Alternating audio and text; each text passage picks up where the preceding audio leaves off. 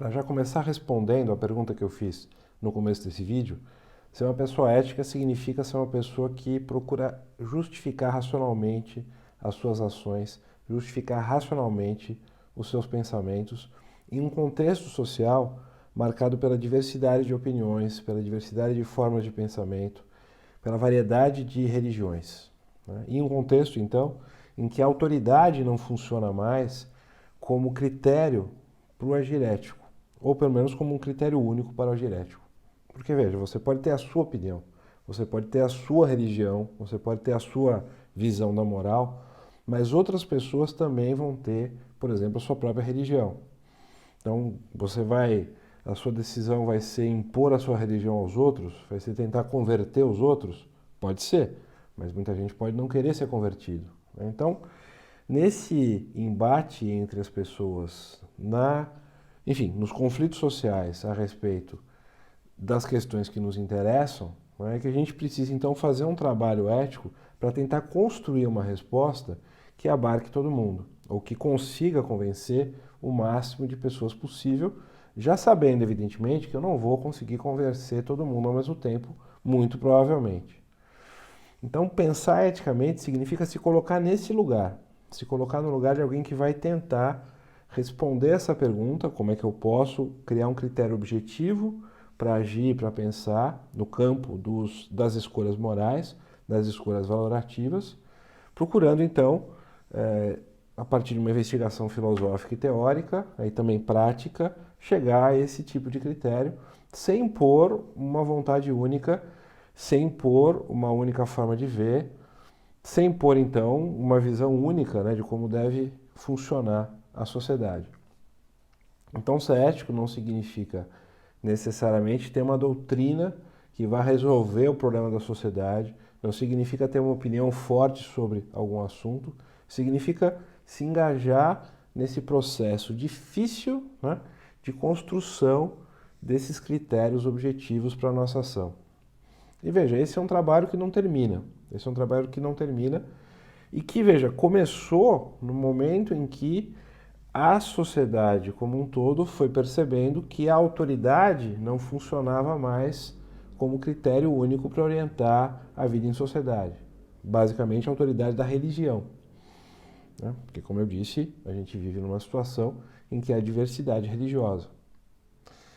E veja, evidentemente que o direito nos ajuda a organizar a sociedade atuando muitas vezes conjuntamente com a moral. O direito tem uma característica específica, diferente da moral, que eu posso aceitar a norma jurídica, eu posso cumprir a norma jurídica sem acreditar nela, sem aceitar que ela seja correta, sem aderir subjetivamente a ela, sem sentir que eu sou obrigado por uma razão moral para segui-la. Eu posso segui-la simplesmente por medo da consequência ou simplesmente porque eu acho interessante obedecer aquela regra para viver em sociedade com uma certa paz com os meus semelhantes. O caso da moral é um pouco diferente, o caso da ética é um pouco diferente, eu uso os dois termos como sinônimos, né? Eu vou agir moralmente quando eu estou convencido subjetivamente de que aquilo é o mais correto a se fazer, por uma argumentação racional que foi construída para justificar aquele curso de ação. Quanto ao direito, eu posso seguir uma norma jurídica simplesmente porque eu estou com medo das consequências, estou com medo de ser preso, estou com medo de receber uma multa, estou com medo de ser processado e posso obedecer essa regra e continuar questionar essa regra na esfera pública, escrever texto, escrever artigo, sair na rua, discutir essa regra publicamente, de tal maneira que a existência de um Estado de Direito acaba sendo compatível com a existência de diversas visões da moral na sociedade. Isso é um fenômeno interessante e por isso o direito funcionando junto com a moral pode ser extremamente importante, uma forma bastante interessante de organizar a sociedade. Porque, vejam, o debate moral pode acontecer, como sempre acontece, as pessoas discordam sobre problemas importantes, sobre, deve ou não ser permitido as pessoas praticarem aborto, as mulheres, né? Deve ou não deve ser permitido, enfim, que as pessoas Abreviem a sua vida se estiverem doentes, se estiverem muito doentes. Deve ou não ser permitido uma série de coisas. Esses debates podem seguir acontecendo e, para certos fins, eu preciso criar normas jurídicas, porque senão a sociedade vai ficar em dúvida. Em determinado momento, pode ser que o aborto seja permitido, por uma série de razões, porque os grupos sociais se organizaram, as pessoas conseguiram eleger representantes que pensavam assim, mas isso não vai ficar assim para sempre. Os grupos sociais se organizam de novo, fazem passeata, fazem discussões, e essa norma jurídica é alterada. Isso pode ter idas e vindas, né? Mas aí o direito vai então funcionando de uma forma relativamente independente da moral, e o debate moral vai acontecendo de uma forma relativamente independente do direito. Claro que, para que isso tudo funcione, é preciso que haja garantia dos direitos fundamentais, separação de poderes, né? Essa garantia mínima que o constitucionalismo construiu, principalmente a partir ali do século XVII, XVIII e XIX, né?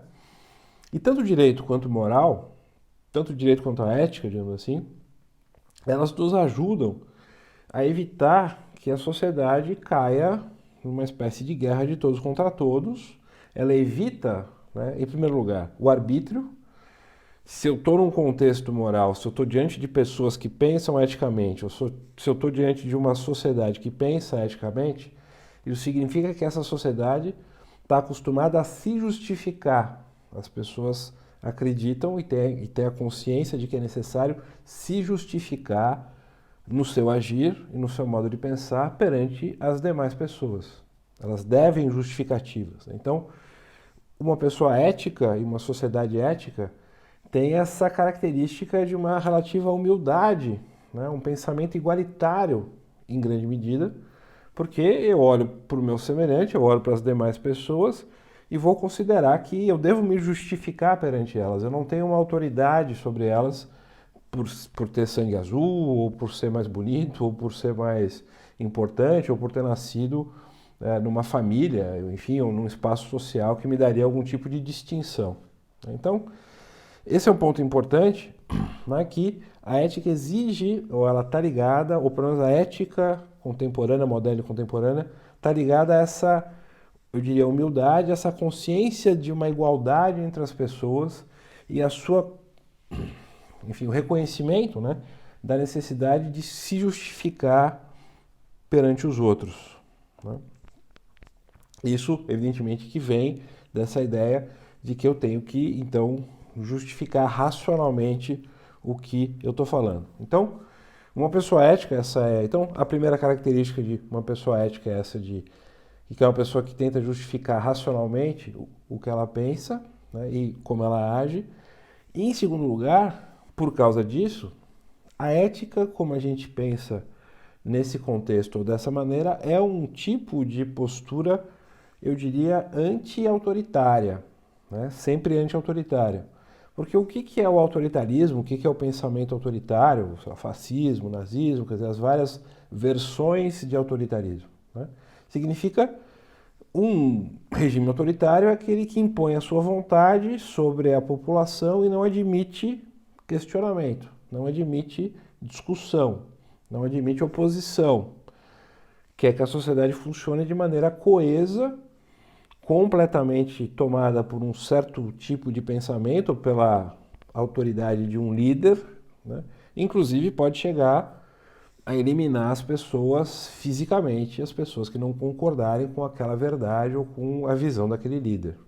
Então, o pensamento ético, uma pessoa ética, por definição, nesse sentido, né, que eu estou dando ao termo, é uma pessoa não autoritária, anti-autoritária, e evidentemente que essa não é uma posição fácil de ser sustentada, não é uma experiência fácil da gente ter na nossa vida em sociedade, porque evidentemente a gente está em busca de certezas muitas vezes, né? A gente quer certezas, a gente quer chegar numa resposta final para todas as coisas, a gente quer chegar em valores que ninguém discuta, né? Em questões ou em pressupostos que ninguém possa colocar em questão, ninguém possa questionar, para que a gente então organize a sociedade a partir deles. Mas, numa sociedade marcada pela diversidade, pela democracia, pela variedade de religião, pela variedade de modos de vida, pelas diversas formas de pensar, várias culturas, vários povos juntos no mesmo espaço, uma articulação, uma coesão substantiva, né? Chegar a uma visão única num contexto como esse é extremamente difícil, para não dizer, eu diria, absolutamente impossível. Então, o pensamento ético é essa busca constante de uma articulação, né, ou de uma visão objetiva sobre como a gente pode agir em caso de divergência de valores, mas é uma tarefa que tem que ser renovada o tempo todo, até porque nascem novas pessoas, né? Nascem novos seres humanos que podem ter um modo de pensar diferente do nosso, e a gente vai ter então que reconstruir constantemente o pensamento para conseguir dar conta de toda essa novidade que vai surgindo, né? E um terceiro ponto que eu acho importante ressaltar, para uma terceira característica que uma pessoa ética tem que ter, além dela ser alguém que justifica racionalmente o seu modo de pensar, as suas opiniões, as suas ações, além de ser uma pessoa que tem uma postura humilde, igualitária, que reconhece no seu semelhante alguém para quem ela deve prestar contas, né?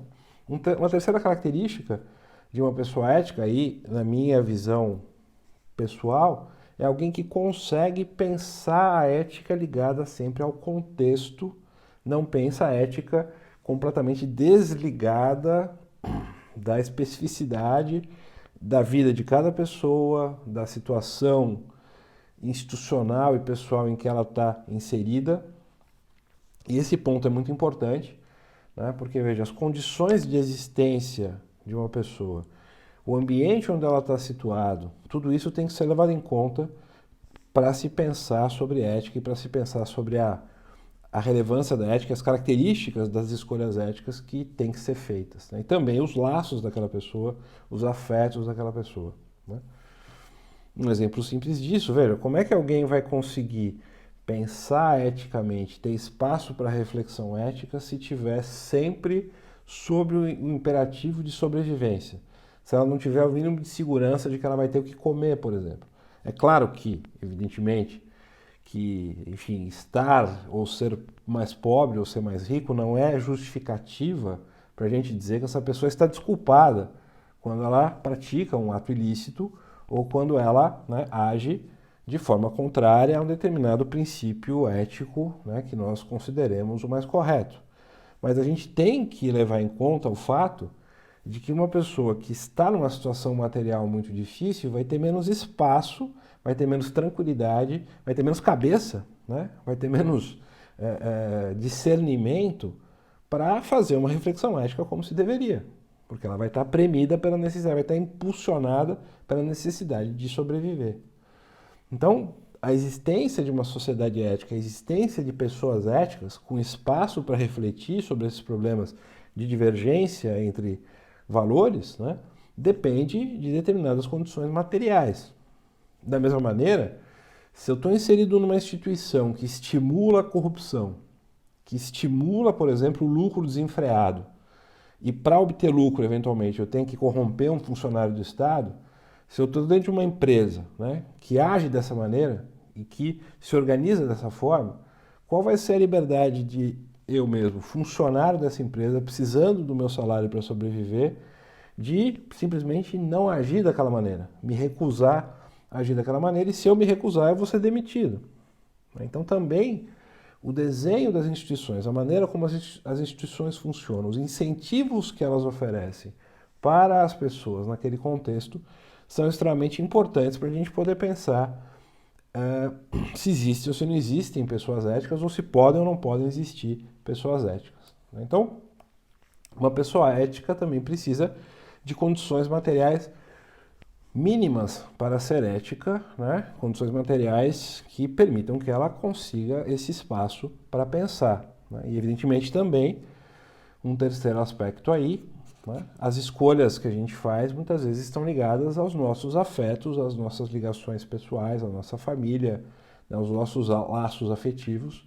Então isso também precisa ser levado em conta no pensamento ético. Eu não posso ter um pensamento ético que ignore completamente, né, quem eu sou, quem são as pessoas que eu gosto, quem são as pessoas com as quais eu estou ligada. Evidentemente que se eu levar isso no limite, se eu favorecer, por exemplo, as pessoas às quais eu estou ligada, às quais eu estou ligado, né, se eu favorecer os meus familiares e os meus amigos, eu posso cair numa situação de paternalismo, de nepotismo, né? Então isso não seria o pensamento ético adequado, né? Mas, por outro lado, né, eu também não posso ignorar esses laços, não posso ignorar essas ligações que eu tenho, e eu tenho que pensar, eu tenho que imaginar uma ética que também leve isso em conta, né, que leve tudo isso em conta, né? Então, para concluir, de uma certa maneira, quer dizer, para concluir esse raciocínio pelo menos, e aí é uma visão que é bastante pessoal minha, né?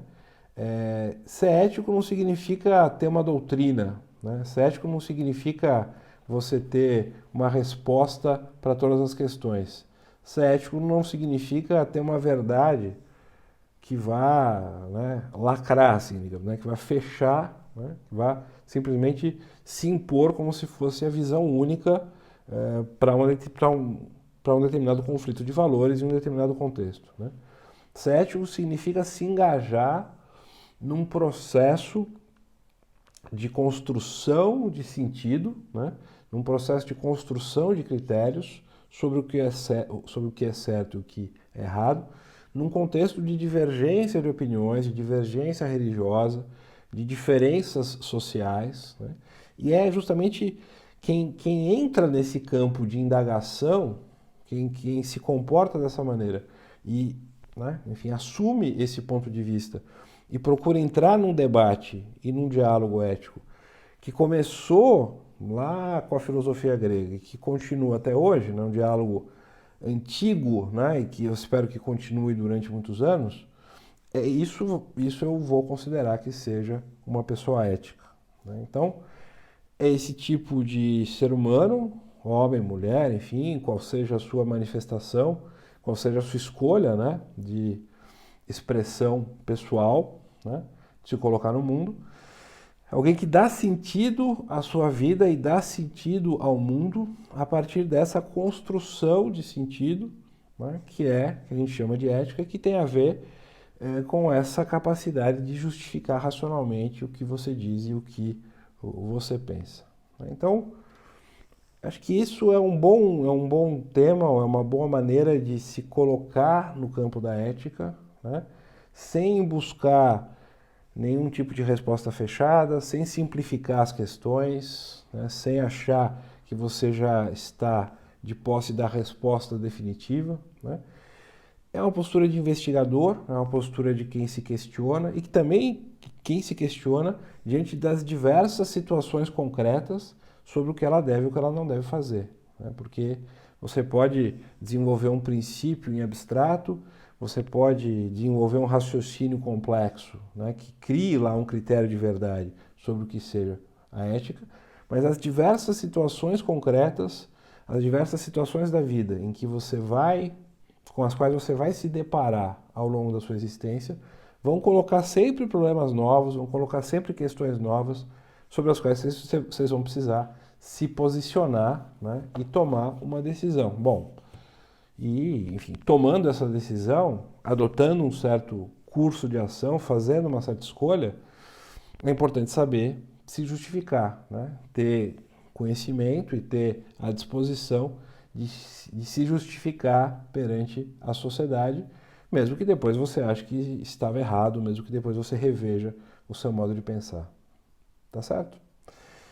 Então é isso então, essa era a ideia básica que eu queria passar com o vídeo de hoje, né? Esse vídeo, então, de uma certa maneira, cria um fecho, né, para as nossas discussões ao longo desse semestre, mas ele também pode abrir, né, um novo campo, espero que ele abra um novo campo de indagações para vocês, a partir de todo o material que a gente examinou, a partir de todas as discussões que a gente teve, né, porque justamente o campo, a ética precisa se tornar uma atitude.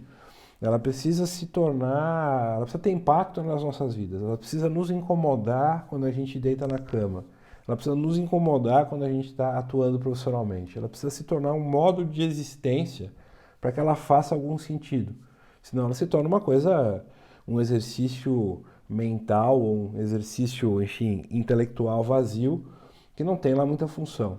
Então esse incômodo, né, esse incômodo com as questões éticas, essa necessidade, essa vontade de agir de maneira correta, é que é a transformação, digamos, pessoal que precisa, né, que alguém precisa experimentar para se tornar uma pessoa ética. E é claro, muitas pessoas são éticas mesmo sem ter estudado filosofia, né, sem ter estudado todas essas teorias, elas estão preocupadas com isso, elas estão querendo chegar a essas respostas, né? E a filosofia ajuda, né, oferecendo argumentos, oferecendo exemplos, oferecendo histórias, oferecendo exemplos de vida, né, de autores e a sua forma de se comportar e de agir, e uma série de conhecimentos, então, que podem nos municiar ou nos fornecer um cabedal, ferramentas, né, para tentar responder as questões que nos incomodam. Tá bom, pessoal? É isso então. Fico aqui por hoje. Um abraço para todo mundo e, enfim, até uma próxima ocasião. Um abraço.